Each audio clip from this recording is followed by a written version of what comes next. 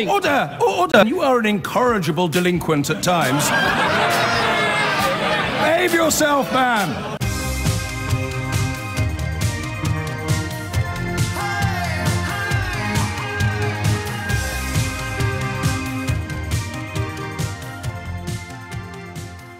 I want to move on now, and we're going to have just over 20 minutes to do it, because I'm going to end the programme with some more dispatches from the Grenfell Tower inquiry, and we'll continue to do that as long as the inquiry continues. But I'm going to knit two things together. One is a rather excellent column in the Times today by the political journalist Rachel Sylvester, which points out that the leader of the opposition currently has the power to change the course of history, specifically on the issue of Brexit. There are enough, and she would know, Tory mutineers. I don't know that that's necessarily the word I would describe. I would use, I'd probably say patriots, but then that's why she's writing for the Times and I'm not.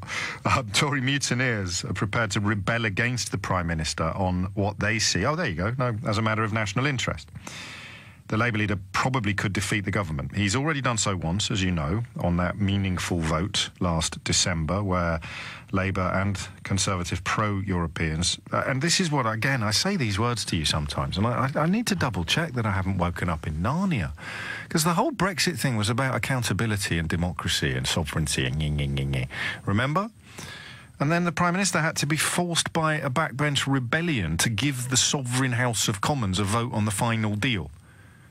Where's the democracy, the transparency and the sovereignty and that sort of leadership? There isn't any, but of course pointing this stuff out is a relatively futile exercise. But he could, and he could probably, it is suggested here, win a general election if he backed staying in the single market. And I just want to find out very quickly whether that's true. So you can ring me now. In a way, I'd like to really confine this conversation to people who don't like what they've seen of Jeremy Corbyn, but like the idea of Brexit less. People who would perhaps ordinarily be a lot more likely to vote Conservative than to vote Labour, but who see this single abiding issue as so important and so intrinsic to the national interest that if the Labour Party now, and they shouldn't do it now, because they don't know when the next general election is going to be. The problem is, if she calls a snap election, they're going to look back and wish they'd done it then, and then might turn out to be now. You still with me at the back? Yes, good. So, what would happen if Labour now established themselves as supporting continued membership of the single market? Economically, you kind of have to. We've reached the point now where even the most ardent Brexiters will say, oh, 10 years before we see the benefits. You never saw that on the side of a bus. 10 years before we see the benefits that we can't currently describe. And don't worry about Ireland. Something magical will appear on the horizon imminently, and we will all live happily ever after. Doff cap, tug forelock, vote Rees-Mogg. And obviously back in the real world, you know now that the best available scenario under Brexit, according to the government's own impact assessments, is damaging. Mark Carney today, Governor of the Bank of England, and don't remember, he's leaving the job. He's got no skin in this game anymore. His very swift responses in the immediate aftermath of the vote, arguably, or not even arguably, insulated us against some of the worst impacts. But he now reckons that it's about 900 quid on average for every household that's already been lost as a result of the economic situation. And I just wonder what you would do if Labour said yes. And I also want your call that would go the other way. I want the call that would say, I really like Jeremy Corbyn, but if he said we're staying in the single market, I'd vote for someone else or I wouldn't vote at all. I suppose in a way, and it's a completely unacademic exercise, but I really want to know where this particular policy proposal would slot into your personal political spectrum. So Labour come out, as many people are calling for them to do so, including Tony Blair. Labour come out for the single market, OK? How does that affect your plans to vote if there is a general election anytime soon? And if you hit the numbers now, you will get through. I'm not going to do any more analysis on this. It's a simple enough question. The phones are ringing. They're not ringing off the hook, so there's room for you. But I'm not going to give it 20 minutes because we've got lots to get through. And I want to hear someone else's voice. Marco is in Cambridge. Marco, what do you reckon? Hey, James. Hey. So basically, I used to be a Corbyn supporter, first and second leadership vote I was pro-Corbyn, and then slowly but surely I became a Green Party supporter. I was in Brighton for 3 years. Fair enough. It's great stuff there. And I stopped supporting Jeremy Corbyn mainly because I lost faith in his ability to be left-leaning and to be liberal and progressive. Because Hang on a minute. You don't think Jeremy Corbyn is left-wing enough? Yes, that's correct. Well, you win a biscuit. Thank you. You're very welcome. Tell me more.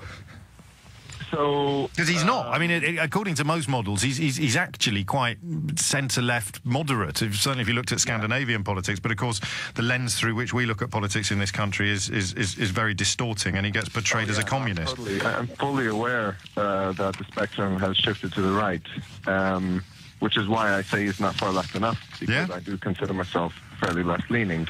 Okay, so in regards to the single market, I would definitely go back to supporting him. So you're currently intending to vote Green, but if Corbyn came out for retaining membership of the single market, it would be enough to get your vote back? Yes, because at the moment it's Lib Dems and Greens that are pro-single market, which is why people like me would tend to vote that way. Yes. If Labour was going to move into that direction, then that would definitely persuade me to vote Labour. Well, they selected, of course, a candidate at the weekend, Janet Davey, who has promised to fight for Britain to remain in the single market. She'll fight Labour's by-election in Lewisham shortly, and the alternatives were backed by Momentum and Unite. So the party membership is pretty clear on where it should be. Before you go, I just give me a quick flavour of the sort of policies that you'd like it to see, that you would consider to be more left-wing, just for my own personal reference. Definitely much more pro-immigrant. Not that he hasn't necessarily been anti-immigrant. Sure. But speaking up in defence of immigration, because nobody does that at the moment. Yes. Except Michael Gove.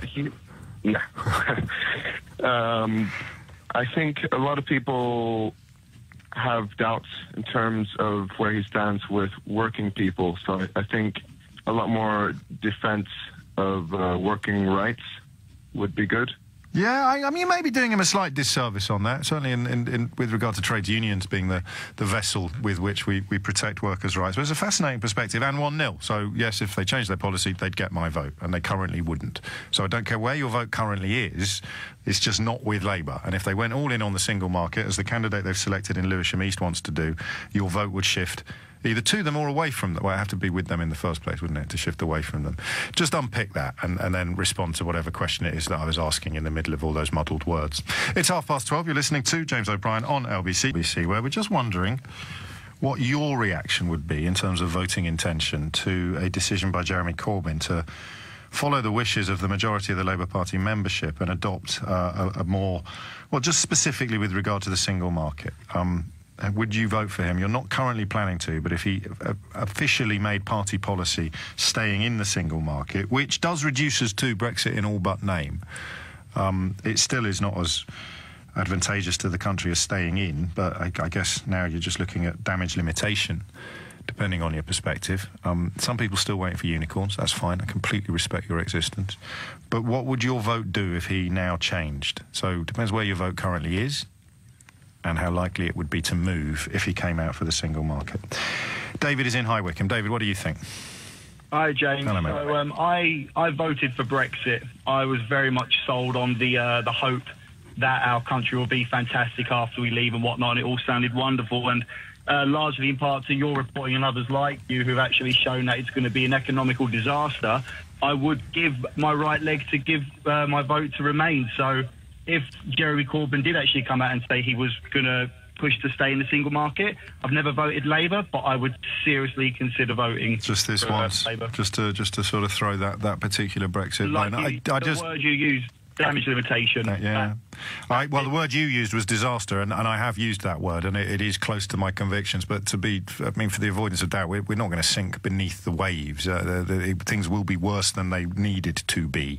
But I think, in the event of it actually going ahead, everyone has to then start, as we all do already, doing our best to make the best of everything. The thing that might put you off briefly, the thing that, because Corbyn is divisive character, this wouldn't be, in your mind, a vote for him. It would be a vote for this specific and profoundly important policy. Exactly. I would listen to every party who suggested staying in the single market, whether it be Jeremy Corbyn or Lib Dems or Greens or whoever. But Jeremy Corbyn's obviously going through a lot of stuff at the moment with the anti-Semitism rows and whatnot. So if I'd listen to all options, but it's mainly Brexit is the big issue at the moment. It is incredible. Other feelings aside for that. Yeah, I mean, it's amazing when listening to somebody describe it like that, because I get a bit immersed in it, I think, sometimes. Just that simple idea that if you even take it as 48% and you don't recognise the existence of people like you, David, who've changed their mind. The idea that politics suddenly, on June 2016, half the country suddenly became irrelevant, half the country suddenly became silent. The will of the people refers to half of the people who voted. It does not refer to all of the people, but anybody who didn't vote for it has been sort of squeezed out of the dialogue, and that's the opposite of all the things that we were told, you were told, we were all told we'd achieve by voting for it. We'd have more democracy, more accountability, more transparency, more money for the NHS, more this, more that, more the other, unicorns. I get sick and tired of every time I listen to someone call up and say, oh, no one really thought that we'd get 350 million to the NHS. I was like, hang on, the government campaign put this message out there.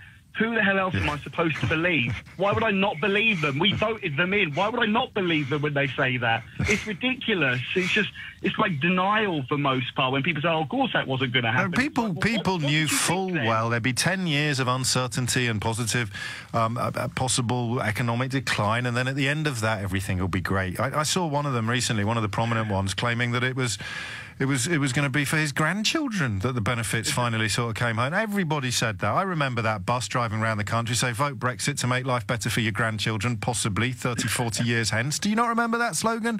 Hashtag grandchildren. It was huge during the campaign. David, thank you, mate. Interesting. You're welcome. I don't know that this is easy to balance out. I'd need to speak to someone who is planning to vote Labour, but wouldn't if Corbyn went down the single market route. Have we got anyone like that? Chloe is in Clerkenwell. Chloe, what would you like to say? Hi, Hello, so Chloe. I've never voted Labour, and if you'd have asked me 4 years ago of the idea of me voting Labour, that would have just been an eventuality I would never thought that I would ever be able to do. However, I feel so strongly about staying as close to the EU as we possibly can do at this point in time, that the Lib Dems just look so far away from being able to form a government that I would vote Labour if they committed to stay in the single market. You'd be holding your nose then, in a way. Yeah, totally. But for this one single thing. Yeah. Problem is, what if Corbyn gets left holding? Well, if he stays in the single market, he's going to be insulated from a lot of the potential problems, isn't he, economically, that probably would be caused. It's just this idea that I've reached the point now, Chloe, where I don't think there's any limit to how cynical I believe some of these key Brexiters are actually being. Yeah. And there's a sense now that your Johnsons and your Rees-Moggs and others are desperately searching around for somebody else to blame. They're beginning to admit even to themselves that it's not going to be very good. But they have to be able to blame someone else. And I worry about the idea of Jeremy Corbyn getting the blame for it all going wrong. True.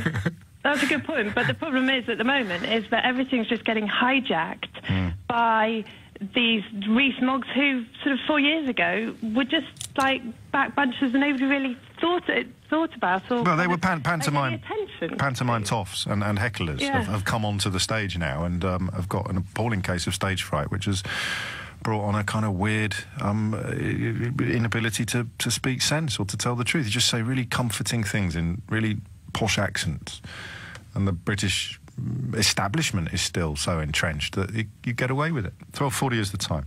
Everyone there, former Tories, former Greens, former disenchanted Labour people. Chris is in Richmond. Chris, what would you like to say? Hello, James. Well, I'm a Lib Dem member and I'm an activist, and I don't buy Jeremy's, kind of change of heart potentially. I mean, I think yes. Hang on a minute. He hasn't had it yet. You can't not buy it. If he had it, how would you know it wasn't kosher? Well, if it happens, indeed. I would prefer to stay in the European Union. I think Labour has flip-flopped and frankly are all over the place in Europe. But I'll tell you the reason why I won't vote, James. I lived in South America for 2 years. under a very hard left governor, Christina Kirchner, who, when Corbyn was elected, and it was a disaster, James. I mean, people that couldn't afford to repair their cars, you had inflation at 40%, the shanty towns grew every single time I went back to visit my wife's family. We lived there for 2 years, and it was horrible. Where are the policy crossovers between Kirchner's Argentina and Corbyn's theoretical Britain? Well, it's the populism. It's the no. That's why I said policy, because I know what the catchphrases are: left-wing populism. But what are the policies she introduced that caused the situations you described that Jeremy Corbyn is on the record as also supporting? Well, nationalism. A great example would be nationalism, for example. So she. You mean nationalisation? That's right. Nationalisation of state-owned industries, for example. So that, you look at energy sources in Argentina, they nationalised them, and in the end, they imported natural gas from Bolivia. But then you could point at another country with nationalised energy that thrives, like China. Yeah, but it's not just. So why pick the one that's rubbish and then say that's why? I don't actually want to have a row with you because in a way you're not the people that we would, because you describe yourself as a Lib Dem activist. You're neck deep in the Liberal Democrats. Nothing would tempt you out of them. Well, no, that's not true. I mean, I would happily vote for a moderate Labour Party run by Chaka Ramuna or a Liz Kendall or a Stella okay. I mean, a brilliant politician. But going back to what I said before, I mean, what also upsets me, and I've written about this for Ian Dunn's website, Venezuela. I've got Venezuelan friends who live near me and I see regularly. Yes. And they are as disgusted as I am at the way he reacted to the crisis in Venezuela. You've got children being given up for adoption. Yes. You've got people literally emaciated. The BBC reporter went to see his family. His cousin was eating one meal a day. Yes. And Jeremy Corbyn pretends it's not a problem. Well, Jeremy nicely does he? I mean, I don't know. Yes. Just because I've never been able to get close to the fellow, except when I touched him inappropriately at the Daily Mirror Pride of Britain Awards. But the less said about that, the better. I know that initially there was support for Hugo Chavez, but I don't think McDonnell or Corbyn support what happened subsequently. They certainly don't seem to support Maduro. But I just help me out on this, actually, because there's a bit of a gap in my own knowledge. Where at what point did Corbyn cross the line, in your view, with his admiration of the Venezuelan model? Because Ken Livingstone had it as well, and the idea of using their oil to help the population, it wasn't ugly in its inception, was it? So when did it all go wrong? Well, I mean, when it's been going wrong in Venezuela for a very long time, but he was repeatedly asked to criticise the Maduro regime for their profligacy, for their corruption, for stealing money off people, for not just that, for imprisoning political prisoners. In the piece I wrote, if Theresa May tomorrow decided at the middle of the night to bundle Vince Cable, Caroline Lucas, and Jeremy Corbyn into a taxi at 3 in the morning and arrest them, then he would have something to say about it. But in Venezuela, he has never once come out. Okay. No, I hear you. I hope disgrace. I hope you'll take this as the compliment that it's intended as. Is that you're deep in your politics. I am. I can. And that's good. No, and that's great. And I shall look for your article on Ian's website as well. Ian Dunn, for my money, is the leader of the resistance, although he has occasionally described me thus, so we should probably share the honours. I like what you say. I think your vote is solid, more solid than the people that we were perhaps more expecting to talk to, but that was a very helpful insight. And the Venezuela stuff I do actually need to swat up on, just to find out how much weight it carries. Should we squeeze in Mick very briefly in Woodford? Mick, what would you do if we adopted this policy? All right. Hello, James. Hello, mate. Not giving it the sort of intellectual politics for and against. Just say Jeremy Corbyn did decide to do what you suggested. Yeah. Firstly, I'm not going to read it out, but I've got the results page of the referendum in front of me, and I can tell you now, this was a very, very narrow victory. Don't be ridiculous. It was the will of the people. Shut up. It wasn't narrow at all. It was a clear message in the largest mandate in history, which is deliberately misunderstanding the meaning of the word mandate by counting the vote instead of the gap. But it was the will of the people. James, I've had this thrashing from so many of my friends on Facebook more than once. Okay, I hear you. But what's come to light since, I think, may well have shaken some of that view. Yes. May well have. Now, you could say, if you were talking to Jeremy Corbyn as one of his advisors, as Nelson said, the bravest way is sometimes the safest way. You are going to bet the shop on this. You're going to bet the shop on it. Your leadership, the results of the next election. But it's just possible that you might stand up and say it is the moral duty of Her Majesty's opposition to present the alternative argument. That's the strangest thing. That is the strangest thing about British politics. There's no opposition to the government position on the single most important political movement of arguably nearly 100 years. Yeah, and there has been so much political consensus, if you think about the Blair-Cameron years, etc. And I'm speaking as a former Labour activist, so I'm certainly not a Corbynista, not by any stretch of the imagination. I'm just suggesting that if he did that, one of the things that came out of the last council elections was the fact that every party has retreated to its core vote. So we've got the sort of 32% here, 33% here. Neither Labour nor Tory are taking votes from the other side, which was, remember, the New Labour thing. Yes. That's how they won. So you stand up and you say, I'm going to take this country in a very different direction. So at the next election, we are going to go in a very different direction if you vote for Labour. Now you're voting on issues, now you're voting on other things. Now, clearly, Corbyn would need to get his team into Europe to talk to the remaining states of the European Union about whether some of those things that David Cameron tried to negotiate for and you people didn't think we really would leave and perhaps dug your heels in on, maybe there needs to be some movement. No, I don't think he'll get that. You speak to anyone, and I should have done this before the referendum, but they laugh at that. They laughed at Cameron. I've got a Swedish friend who works in Brussels, and she was telling me a couple of weeks ago that do you people not realise what Schengen and the Euro are? For Euro sceptics in other countries like Italy or... most obviously, that Schengen and the Euro are the source of their perceived problems from the Eurosceptics. So for David Cameron to turn up, not being in Schengen or the Euro, and to sort of say we need some more concessions, that boat is never going to float. Well, you may say that. I didn't. She did. Maybe. All right, but I'm just saying, I think the world has changed post that election, and also I think people are going to vote perhaps a little more carefully in future, because there was a lot of... Well, except that I've got to crack, mate, I've got to crack on. I'm really late for the break, and you sound a little bit like me. I suspect if you're not interrupted, you could carry on until the end of Sheila Fogarty's show, and I hope you'd take that as a compliment. I compared you to me.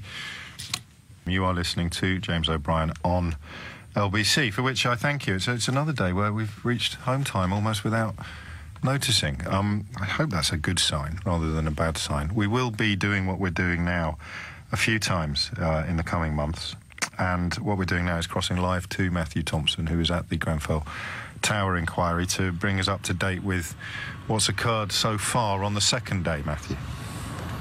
Good afternoon, James. Yes, day 2. And really an extraordinary start to an inquiry. It's the first time a public inquiry has started like this. And what it's doing is it's bringing the stories of the victims to the fore. And its purpose, I suppose, is twofold. It allows the families and victims to feel like they have a voice. And it also reminds us that when we're coming through fire regulations and building materials, as we will do in good time, it reminds us why we're doing it and that lessons need to be drawn for these people so that such human tragedy can't ever happen again. Now, we've been hearing from 3 different families so far this morning. First up was the mother of Debbie Lamprell. Her name is Miriam, but she didn't speak herself, although she was present. She said it would be too hard. So in her stead, Michael Volpe, who's the director of Holland Park Opera, where Debbie Lamprell worked as front of house staff, read out a letter from her mother Miriam, and she talked about laying her daughter to rest. The night she died, she texted me, "I've got him, Mum. All's well. Good night. God bless." I thought, that's okay. She's safe. I went to bed and I got up in the morning and I didn't have a daughter. Her body was burned in the tower, so to say she was cremated is a strange thing. But her ashes were laid to rest on the 20th of April in the city of London.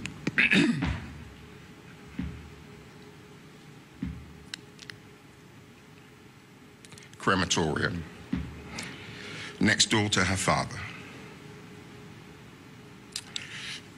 Sorry. I am an old woman with nothing else left. And maybe it's taken losing Debbie to realise we weren't normal. Debbie was an exceptional, extraordinary person. And I was completely blessed to have her as my daughter. Thank you, Mike.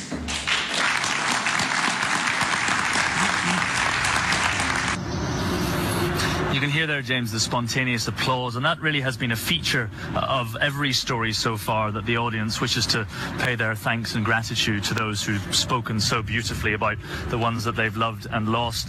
Next up was Nicholas Burton. He's the husband of Miriam del Pilar Burton, known as Pilly, and she is the 72nd victim of the Grenfell fire. She died in January, having never left hospital, having been put in hospital in the immediate aftermath of the fire. And she suffered from dementia, and her husband Nicholas, husband of 34 years, spoke about trying to explain to his wife while she was in the hospital and suffering from dementia about the scale of the damage that had been done to their lives and their home. And it wasn't until the following day that I finally got a phone call to say Peely was at the Royal Free Hospital in Hampstead. Initially I was refused permission to leave Chelsea and Westminster Hospital, but I eventually checked out to go and see Peely. When I got to the Royal Free, she was in a terrible state, because I was suffering badly from the effects of inhalation, and I later learned that her body was cut and bruised all over. But the trauma has had a terrible effect on Peely's dementia, and she was very distressed. How do you explain what had happened to a person in her condition? That our house had gone, our dog had gone, our good friends and neighbours may have passed, and many friends were missing.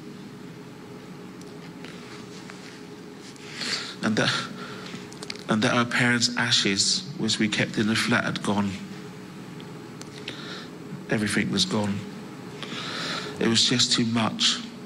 So I had to try to explain with little bits of information to help her guide her through the trauma. Another deeply affecting testimony there, James. And then finally we heard from Rasha Ibrahim, who was the sister of Rania, who died that night on the 23rd floor of Grenfell Tower with her two young daughters, Fetia and Hania Hassan. And Rasha, initially the family is from Egypt, and she doesn't speak a great deal of English, so she spoke through an interpreter about how important it is for her to be here and to take part in this inquiry.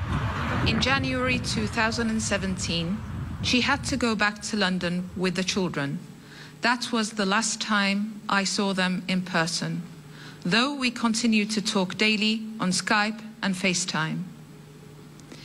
It is very difficult for me to think or talk about what came next. It has been so hard. After that terrible night came a cruel time of false hopes and rumours. I came here thinking I would be able to lay my loved ones to rest. But there were then months of uncertainty before they were identified and buried. To this day, the questions remain in my mind and plague me about what exactly happened. It is very important for me to take part in this process of questioning, of finding out the truth. It is so important for me to understand how it could come about that I have lost Rania, my beloved sister, while my children, who are still so young, have lost their little cousins. I cannot lay them to rest yet. And James, because people like you and I talk about this so much, and because the wider public hear about it so much, it could be easy to develop sort of compassion fatigue. And I think what this process has done over the first few days is brought a freshness to that pain and to that human story, and hopefully thereby a freshness to the urgency of the inquiry's work. Which was, of course, the family's hopes when they lobbied for precisely this sort of position. Matthew Thompson, LBC's chief reporter, live from the Grenfell Tower inquiry, which we will continue to cover assiduously. It has, of course, also been today the first anniversary of the Manchester terror attack and the 5th anniversary of the murder of Lee Rigby, Fusilier Lee Rigby. There's no hierarchy to grief, no people more deserving of commemoration, but I'm just going to say one thing about all of these, particularly the Grenfell tragedy, and that is that there are people in our midst. I'm not going to pollute my programme or insult your ears by naming them, but there are people in our midst who sought to use that tragedy to turn us against each other, to teach us to be hateful towards the victims, to be suspicious of their right to be here. And those people routinely end up putting their hand out and asking you for money. Don't give them any.